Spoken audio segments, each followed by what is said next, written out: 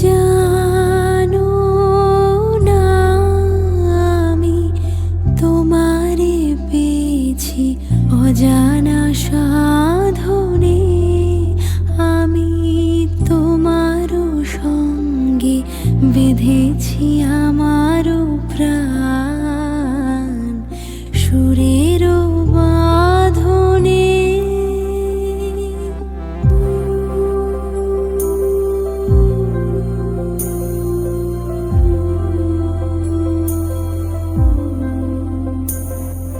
সে সাধনায় মিশিয়া যায় বকুল